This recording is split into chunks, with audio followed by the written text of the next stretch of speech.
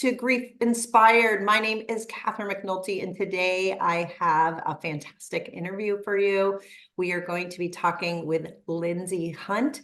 She is going to share her story of losing a child and then also subsequently having another child, which can be a really daunting task.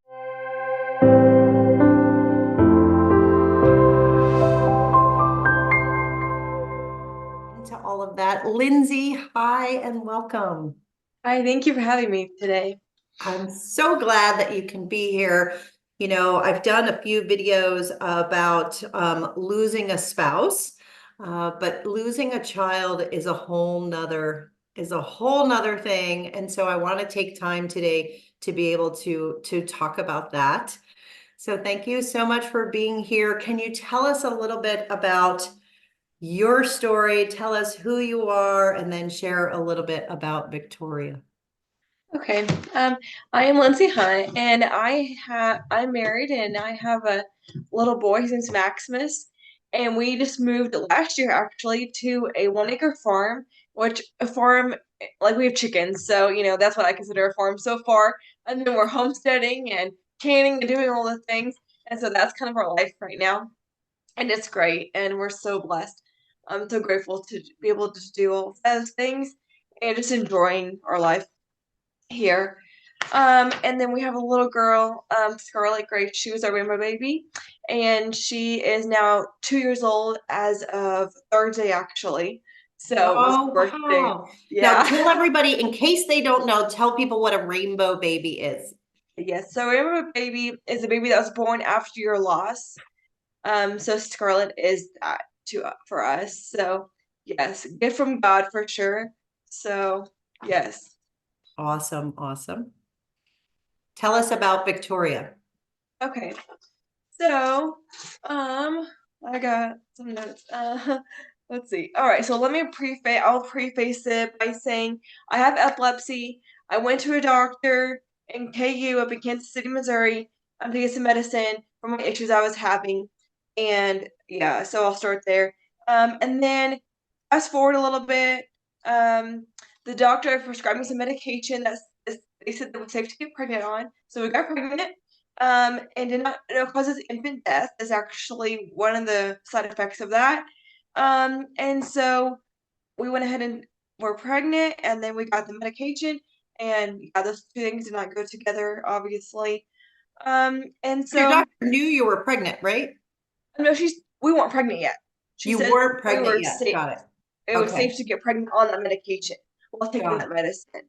Okay. Yeah. So, um, at the time, our little boy Maximus was 3 years old, and we'd always thought like 3 kids is perfect. Like that's what we want to have. And so, our plan's not always God's plan, and he showed us that for sure.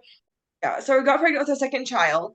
And my best friend and my sister were like, okay, so whenever since you don't want to find out the gender because we didn't want to know what we were having, we'll have this huge baby chart for you, and we'll do all the fun things, all the charcuterie board and all the big balloon with the that's black so you don't see the gender and all the things. I was like, awesome. So we show up at this baby shower.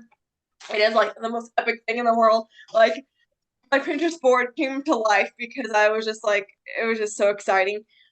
Everything I wanted at my shower. And little did we know what was going to happen. The shower was done in October, I think. So then I was pregnant from August to October at my shower.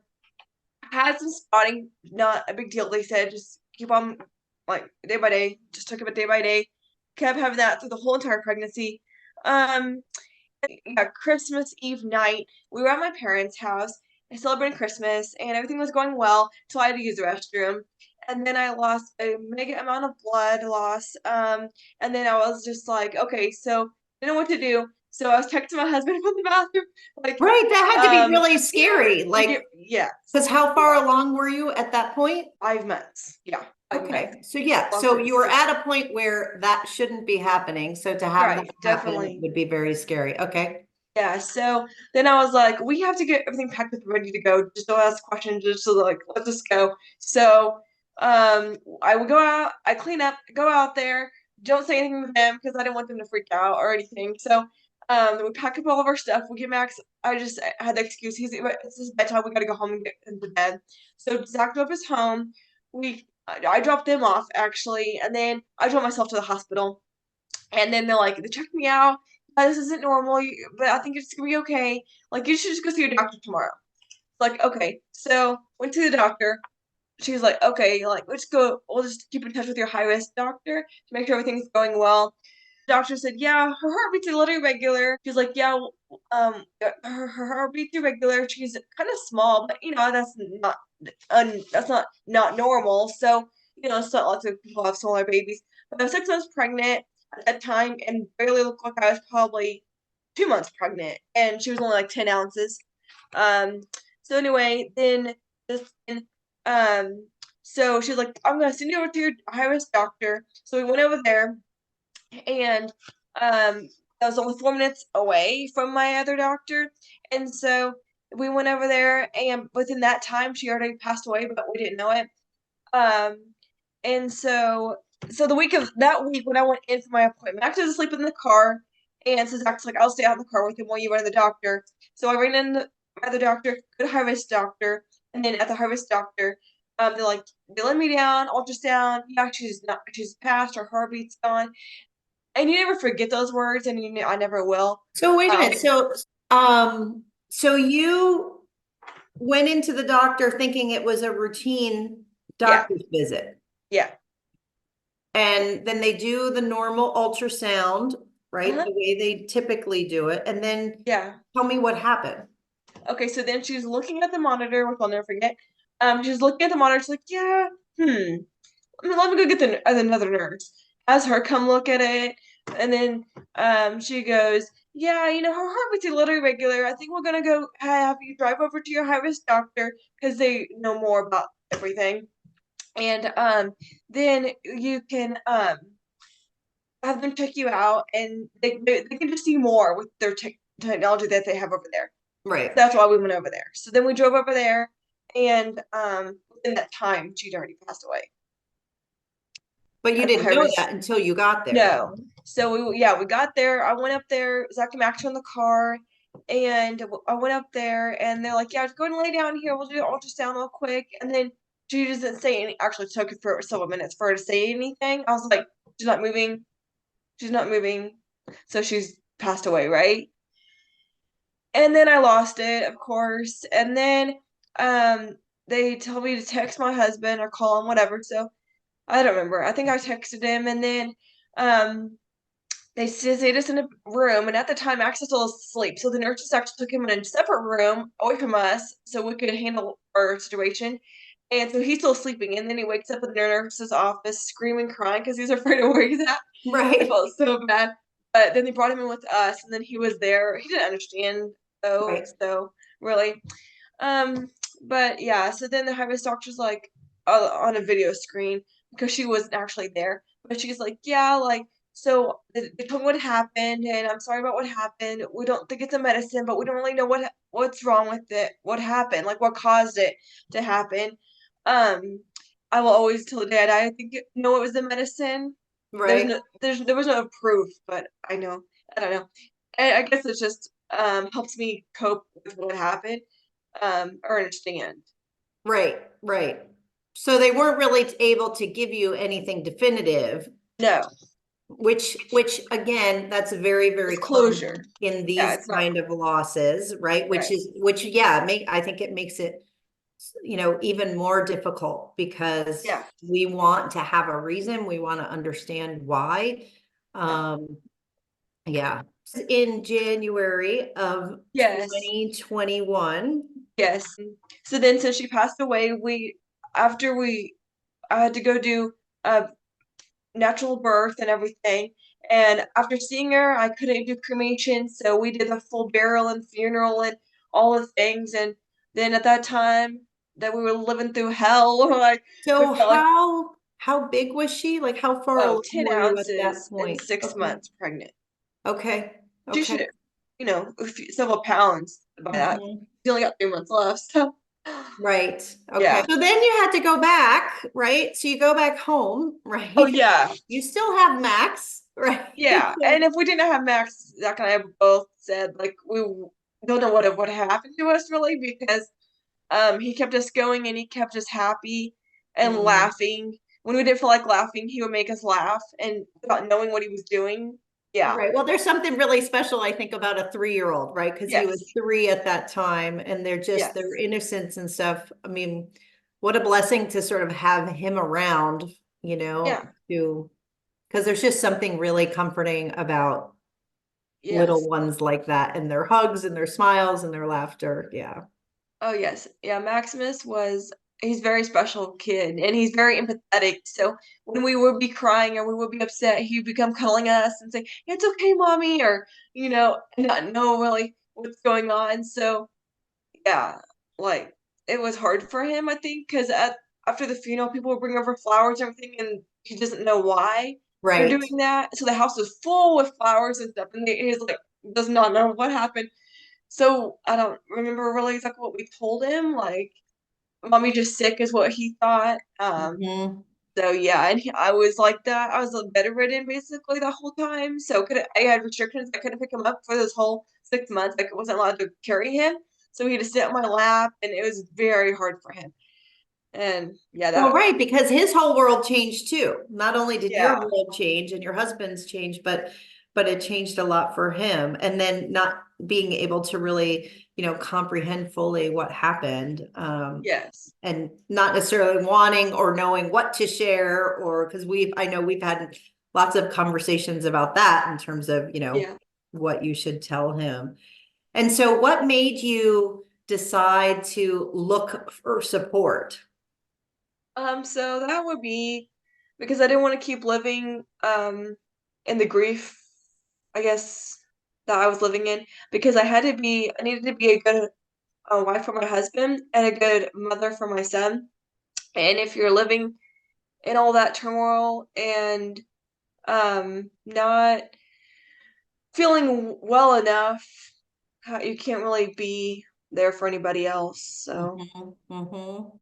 yeah, well, my friend I worked for at her daycare told me about you and recommended you. And so I was like, okay. So I reached out and it was one of the best decisions I made, Yes, honestly. and shout out to Christine for Yes. for helping put Thank us in you. contact, huh?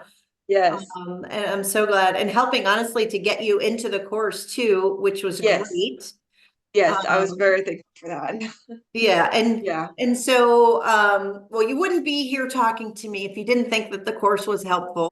So, what did you think was most helpful about the course specifically for you? At the accountability, I guess, and you're going to be meeting with because it was group counseling, so you're going to be meeting with all these other people who are going through all kinds of other instances, not the same necessarily as yours, um, but lots of other losses and things. And I don't know, like your coaching helps, like just knowing that kind of like you have a friend, I guess, that you can always come to, like every week that you're going to see them. Hmm. And even the other people that were in the group were great too. And so I don't know. I was talking to some of them, and now they've kind of just faded. Um, but it's great. Like some of them are just like, I don't know. It was just fun. Like outside of the counseling, I would text them and talk to them too, Right. and that was great. And Mhm. like you just kind of relate because you both have a loss, and yeah, everyone can relate to that too. And Right. so I just think that the accountability of showing up. Yeah, that's what it is, I guess. Showing up and just like, you know, for the counseling and Yeah, and showing up for not, yourself, like you did yeah, a for lot of yourself. work for yourself. Yeah. Um, Yeah. And not being afraid of saying that you need help or saying that you need someone to talk to because our family at the time kept saying, oh, just get over it. It's not a big deal. Um, so it was a huge deal. So right. they don't talk about her. They don't to us. It's every day. Like is Max always talking about her and stuff. And so Mhm. every and now every Friday he wants on a Friday. I don't know why, but every Friday he thinks that's the best day to go put flowers over there at her grave site or do different things. and he's constantly telling Scarlett, our rainbow baby, that, well, if you weren't born, I wouldn't have any sister because I don't have Victoria anymore because she passed away and she's with Jesus now, and so I love you so much, and just like, and so because of that, he does certain things with her that we just love, and it's those picture moments every time. Right.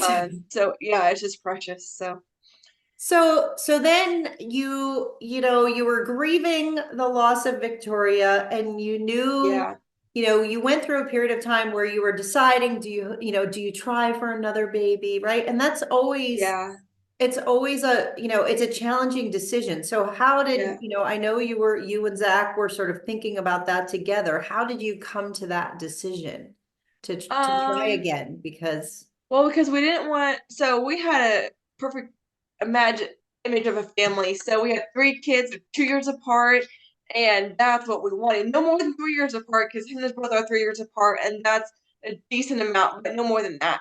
And so our kids are actually 4 years apart.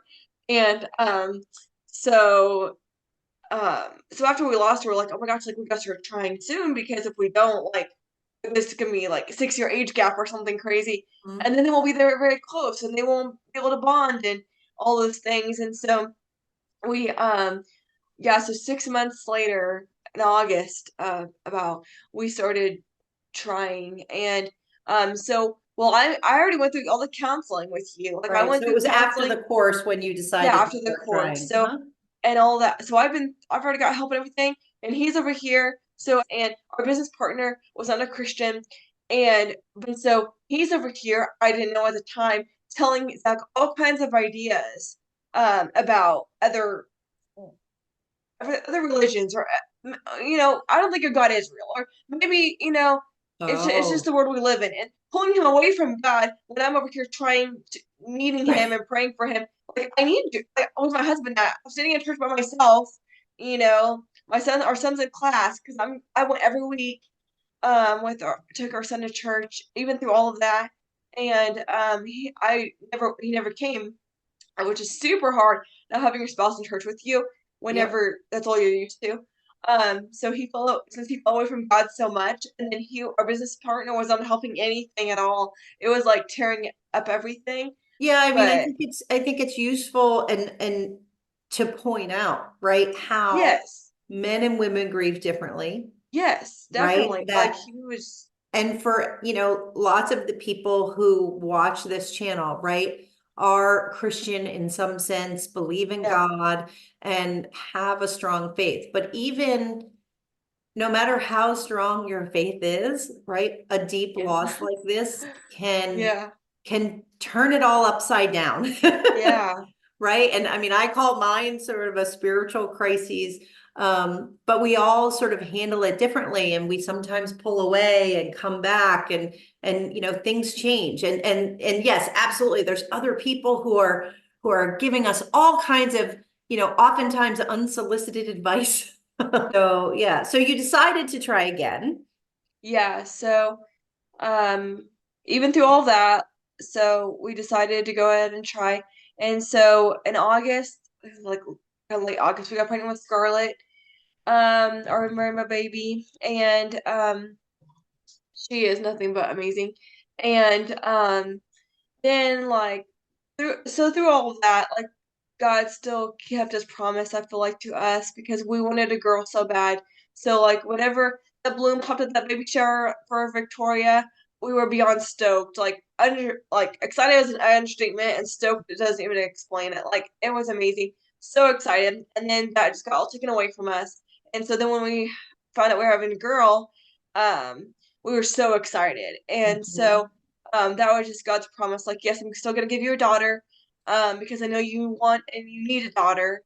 And that's not always the answer, God giving us something that we want is not always the answer.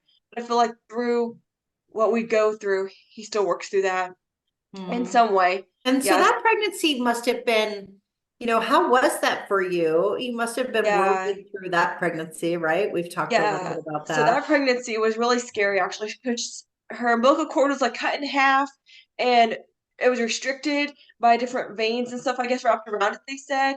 And so she almost technically died, I guess. Like at any moment she could have died. Because they said she was gonna be born early. She was gonna need oxygen. She wasn't getting enough nutrients and all the things. And why not make it? Lindsay is what they said. So I was like, okay. So then the doctor's like, okay, we're gonna have her at 37 weeks instead of full term. Just letting your body do what it needs to do. And Mhm. so I was like, yeah, that's fine with me. Like to get her, because they said we need to get her out so we can observe her and check her out. And we have Right. all the medicines and stuff to fix something if we need to. She was born 6 pounds, 12 ounces, perfectly healthy, Mm. and that was an answer from God. So yeah, that was a whole God thing. Wow. Yeah. Yeah, Yeah. And you shared that, and I think it's, for me, right? I'm listening to your story, and my story was similar in that I had my loss and then had a subsequent pregnancy. And Mason, is now obviously, most people know he's 10. And so things worked out, right? But things don't always work out. And no, so we have to sort of pray that they do. And the whole pregnancy, like worrying, right? When yes, it was interesting for me, because even when Jackson was in the hospital before he passed away, I never imagined him actually dying, right? I think yeah, I think as a parent, we don't ever think that that could ever happen, um, until it does. yeah, Until it does. And so being pregnant again and going through that process, you've already been through what I would consider to be the worst. And so yeah, that that's possible again. And so, yeah, as hopeful as you always want to be and saying, okay, this isn't that same scenario, there's a lot of fear there, yeah, that yeah. We you have lived, to move through, in addition to being pregnant and going through all of the things they have to go through, and still being a mother, right? And still yeah, being a wife and all of that. So I want to commend you for surviving all of that, because sometimes afterwards we look through it, and when we look back, you're like, wow, I'm not really sure how I made it through some of that. yeah. Um, It was definitely a very difficult time, for our family, and at a funeral, you don't want everyone shows up and you don't really care to have them there. And then obviously, like whenever they all leave and then you're at home by yourself, you're like, where's everybody at? And they don't come around. And like, I mean, when we went through that, we have people come out of the woodwork we hadn't seen in years, like classmates and stuff. I was like, where did you come from? Like, I didn't know you even lived here. And they showed up for us. Yeah, they showed up for us, and I'm grateful for that. But they didn't stay around, yes. so that's hard. I'm so glad that you're bringing this up, because I think that is something that is a differentiator about losing a child. And I think a lot of people can relate to, people coming to the funeral and being there, and then that, 3 months in, somewhere between 3 and 6 months, where everyone disappears. Um, but I think it's heightened, like you said, especially when it's loss of an infant.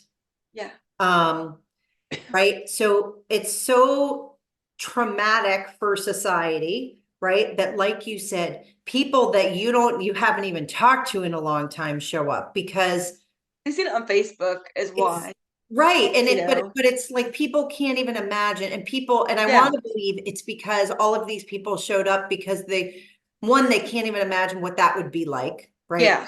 And they want to show a sign of support to you, and they don't know what else to do, so they do show up. So I think that's a good thing.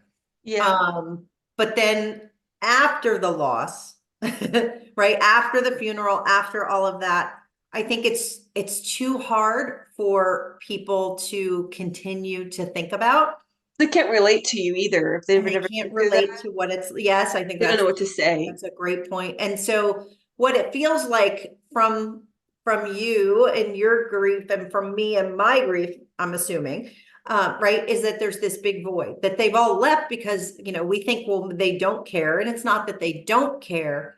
It's just they don't know what to do. They don't know what to say. Like you said, they can't relate even to what you're going through. And so the solution is, it's easier to kind of just try to move forward and not bring it up, and not talk about, not mention Victoria. What advice would you give to people in that scenario? You know, what would you have wanted people to do? I mean, I feel like they disappeared in less than 3 months. I feel like it was more like a few weeks. Okay, so it was right away for you. Um, Okay. yeah, and um, I mean, some people brought some food and stuff, but I would say just like food doesn't fix the problem, but it helps. Right. And people need food because they don't feel like cooking, they don't feel like doing anything but laying in bed and crying. So yeah, I feel like if you can bring food to somebody, then do it. Like, Mhm. I've done it for a friend recently several times because I don't know what else to do for them. So, I wish like people would have done that more. And we went to church at our church at the time.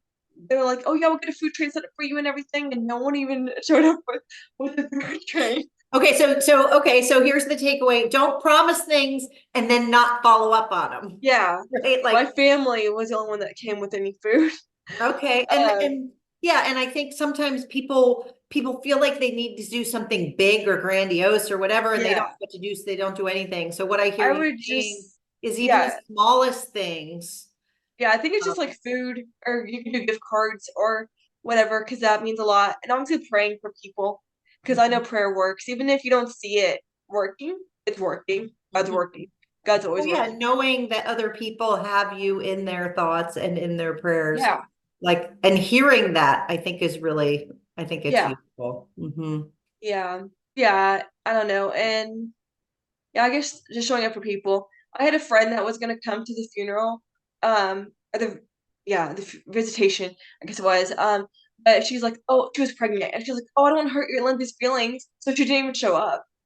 It's like I don't care, that wouldn't have bothered me at all, honestly. I was like, I don't care what's going on with you. It's just like you could hug me, you could have given me a hug. Right. I Hmm. don't, I'm not, that's not gonna bother me. And she didn't even ask me, so I kind of think that she didn't want to come, honestly. I Right. don't Okay. So that's know. another good takeaway. Another good takeaway is like, don't make assumptions. Don't Yeah, make assumptions about what we, the ones who have had the loss, in this case, yeah, you and your loss, don't make assumptions about what you do and do not want. yeah, And the best thing is like, maybe you could just ask. yeah, definitely. Right?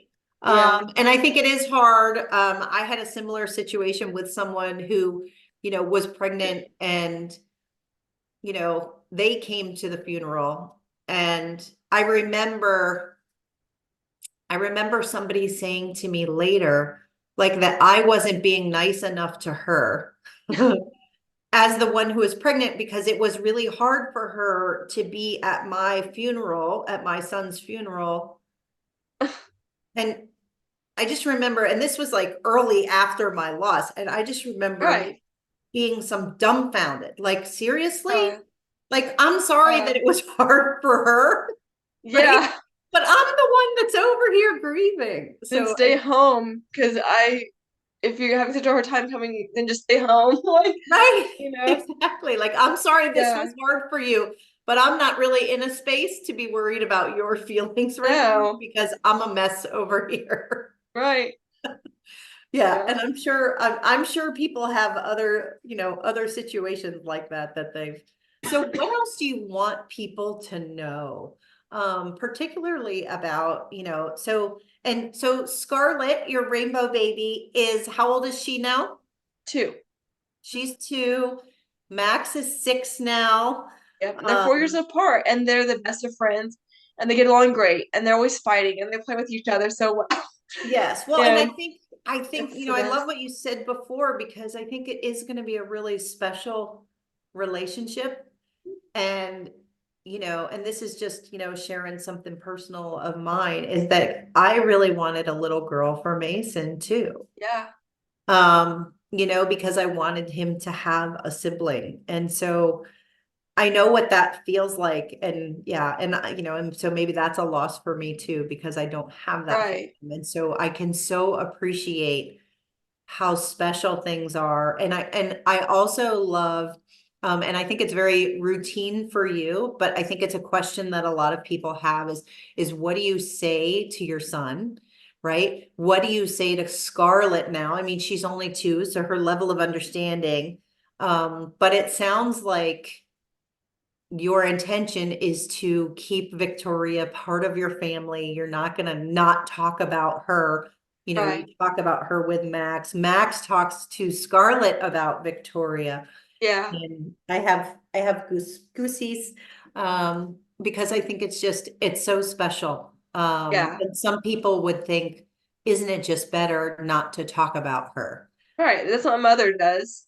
And what do you say to that? Like, what's your opinion Um, on that? I don't know. I feel like you shouldn't, like, for us, I guess we don't want to just pretend like she was never alive. I mean, she was technically alive, but to, like she wasn't even here, because Mhm, what God would want us to do. God gave her to us to mhm, love, and we got to love her while she was inside of me, and we got to hold her, mhm. so she's very much still a part of our family. And when we go to the graveside, Max he's like, I'm gonna go set this, he takes $1 or what, something or whatever, puts it on there. But then after 5 minutes, he's ready to go. He's like, he's done. The last time we went there, Scarlett was like only a year and a half old, or maybe we've gone more recently than that. But Scarlett was just dancing around, like singing and songs, and like doesn't really know where she's at or what she's doing. Right. But yeah, it was just really sweet. And then when Scarlett was first born, I got a picture of them, which I posted on Facebook. But of Max and Scarlett was in her baby carrier beside the headstone, gravestone there, and Max is smiling, and they took a picture. And Max loved that. He asked to do that, and so you know it's special. And I don't know. I feel like I would always keep the memory alive and tell them about her. We don't have any pictures or anything, but Mhm. and as they get older, you can tell them more things, Right. if you want to. But Mhm. I think, I love that so much because I mean, and I think you and I are in the same camp on that, right? Like I mean, I talk to Mason about Jackson all the time. Because Jackson was born first, I tell him, you know, he is his angel in heaven and that you can talk to him, you can ask him for guidance. Mason has even shared that he feels his presence, oh yeah, has that he dreamed about sometimes him? when he's played, he's like, sometimes I'll be playing alone and Jackson will be there. And I don't know how, like, and Yeah, I did not ever, like, he just came and told me that unprompted. And so that's just super special to me. And she, you know, was she wasn't really born, right? Because, you know, she died in utero. But I personally, and this is my opinion, so I share my opinions here, right? Is that the moment you know that you're pregnant, yeah. that baby is a baby, Oh, right? definitely. Yeah, And people will be like, well, just move on, you know, because she wasn't even really a real baby, you know, yeah, or people who miscarry, right? They yeah, say, oh, well, that's not really a real baby either. yeah. And I No, just want to 100% go it on the is. record saying, Yeah, like, definitely. yes, it is. Yes, yes. Yes, she is. Yes, he is. You know, my Yeah, first miscarriage was absolutely, you know, valid. Yeah, the thing about loss of infants in comparison to adults, right? yeah, The moment you know you're pregnant, you have the whole thing mapped out. Just like you said, like we're gonna have, you know, we want to have 3 kids, and we're like, okay, we're en route, right? This is the when you got pregnant with Victoria. This is okay. We're on right. number 2. Yeah, So you have, you know, you have all these plans and you look to the future, and then, you know, often people will say that, you know, the loss of a child is a loss of that future, not yeah, just the loss of the past, but it's the loss of that future as well. And I think that's so important when we talk about loss, infant loss of any kind. yeah, Yes. So, okay, so here's a question that I want to ask you, um, you know, based on your experience, because here's the thing, none of us are prepared for any of this. Most people are not prepared for any type of loss in their families, in their life before it actually happens, and we sort of get thrown into it. Um, but someone else who's maybe new to loss, who has lost an infant, who maybe is contemplating trying to get pregnant again and trying to make that decision, you know, what would you say to them as yeah. part of this? What advice would you give them? I would say like, well, it's always fearful, like every time, or when you're trying to get pregnant and everything, it's always really scary and it's never the same. It doesn't feel the same as the excitement it did before Mm-hmm. you lost your baby. But our heads, like before before we tried for a baby, we'd have to kind of put it out of our head, like, and the whole pregnancy is always gonna be like really scary because you're always fearful that something in the during the pregnancy is gonna happen. And honestly, we thought like if we did get pregnant again, maybe it could be perfectly fine, like Maximus was. This was great. Like I said, okay, taking selfies and everything, like it was all great. And then we went through that, and so that was a lot different, obviously. And so to pray throughout the whole pregnancy, I guess, and then just try not to worry about anything because there's nothing you can do really. But also be your own advocate. So if you see if there's a problem, you need to go ask the doctors or go get second opinions or just go to you find the basis of the problem. Mm-hmm. That's what I tried to do. Didn't really work necessarily, but just I don't know, be an advocate, and because no one else cares about what's going on with you except for yourself and maybe your spouse. And then just keep your do find something to keep yourself occupied. So during the pregnancy, like Maximus was our distraction, so we take him and go do things with him all the time. So yeah, Mm-hmm. you have to find something. Sorry, find something to be distract yourself like throughout the whole 9 months, as long as it is. Right. Because that will help you. So I don't know, get outside and don't mope in the house because it doesn't help anything.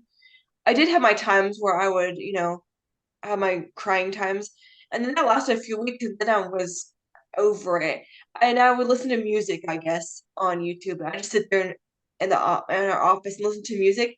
That helped, I guess. It helped me get through it all. I purposely turn on like sad music, like songs and stuff for loss, and I would just listen to them and like worship music though. And yeah, I don't know. And then I eventually didn't have to do that anymore, and I just moved on to the next phase, which that was whenever I got with you and started doing counseling.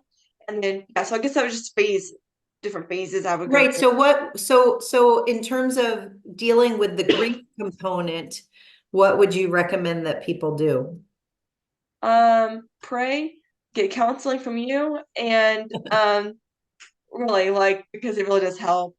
Um, and I don't know. Oh, I guess like try not to be alone by yourself all the time because it doesn't definitely does not help your Mm. mental health. So you're like hang out with your spouse or go have a meet from for coffee or whatever that may look like.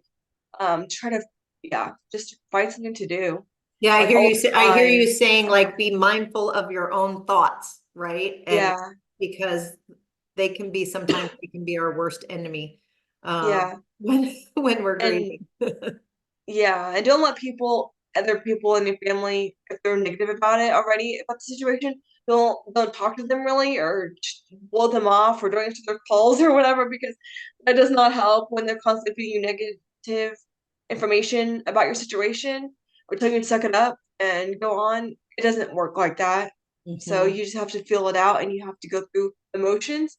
I feel like before you get better. So Right. And go to where there is support and where people are yeah, being supportive and almost avoid people that aren't and keep your distance from them to help yes. you. Mhm. Yes. So anything else that you want to share Um, about all of this?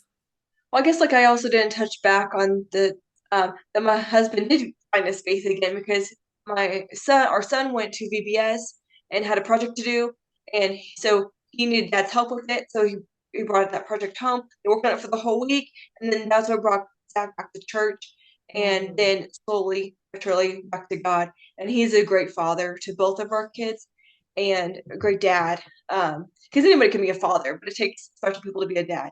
And so, yeah, he's a great dad. I love And that. I say grief is a process. yeah, It takes time and it never happens on our timeline yeah, necessarily. I do believe there are things that we can all do to stay in the grief process and move ourselves forward, right? That's why I exist. That's why I yeah, do all of these videos. Yeah, and then utilizing the tools. But I think, yeah, it never goes as quickly as we want it to. yeah. a long process. But I mean, since we lost her, we've found lots of families or just come across families who have also lost, and so that we can relate to them or even help them kind of just by talking. They just want to share their story with you. So if you just Mhm. listen, like they just want you to listen. And if you are able to listen, then that's all they really want, and then it makes them feel better. Yeah, So yeah, getting with people who actually understand or have walked some yes, of your journey. Yeah, I think that's great advice. I think that's great. Thank you so much for taking the time to be here to share about thank you. Victoria and Max and Scarlett and Zach. Yes, I think it's just so wonderful, and I'm so happy that you guys are on your homestead now and thank that you. you're learning all of the things. And Yes, I think it's really, exciting, and, you're moving forward. And I think that's a good thing. And I'm so proud of all the work that you've done. thank you. It's been great. Thank you so much.